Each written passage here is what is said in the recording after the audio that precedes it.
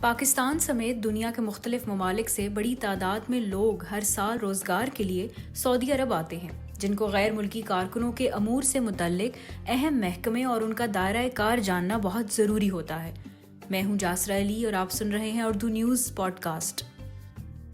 جوازات یہ ادارہ براہ راست وزارت داخلہ کے زیر انتظام ہوتا ہے، جس کا دائرہ کار غیر ملکیوں کے لیے رہائشی پرمٹ کا اجرا اور ان کی تجدید کے علاوہ تارکین کی چھٹی کے جانے کے لیے ایگزٹ ری انٹری ویزے اور فائنل ویزا جاری کرنا ہے۔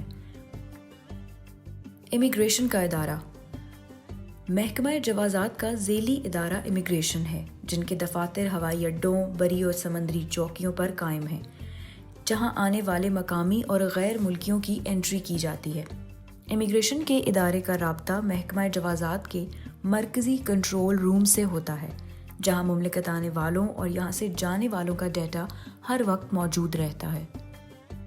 وزارت صحت کوئی بھی غیر ملکی جب مملکت آتا ہے، اسے ہوائی اڈے یا سرحدی چوکی پر وزارت صحت والوں کا سامنا کرنا پڑتا ہے۔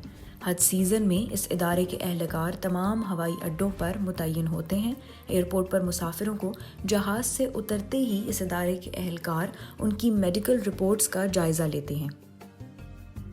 جمارک اس ادارے کو محکمہ کسٹم کہتے ہیں۔ ہوائی اڈوں، بری اور سمندری سرحدی چوکیوں پر محکمہ جوازات کے بعد یہ دوسرا بڑا اور امپورٹنٹ ادارہ ہے، جن کے اہلکار مسافروں کے سامان کا معائنہ کرتے ہیں۔ وزارت الموارد البشریہ اس وزارت کا نام حال ہی میں تبدیل کیا گیا ہے۔ اس سے قبل اس کا نام وزارت محنت ہوا کرتا تھا۔ یہ وزارت مملکت پہ کام کرنے والے غیر ملکی ملازمین کے معاملات کی نگران ہوتی ہے۔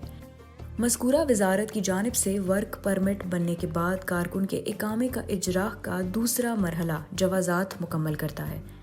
جب تک اس ادارے کی جانب سے ورک پرمٹ جاری نہیں ہوتا، اس وقت تک اقامے کی کارروائی آگے نہیں بڑھ سکتی۔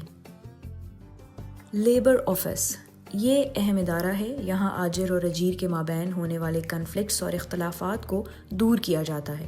اگر کسی کارکن کو اپنے آجر سے کسی معاملے میں اختلاف ہے تو وہ اس ادارے سے رجوع کر سکتا ہے۔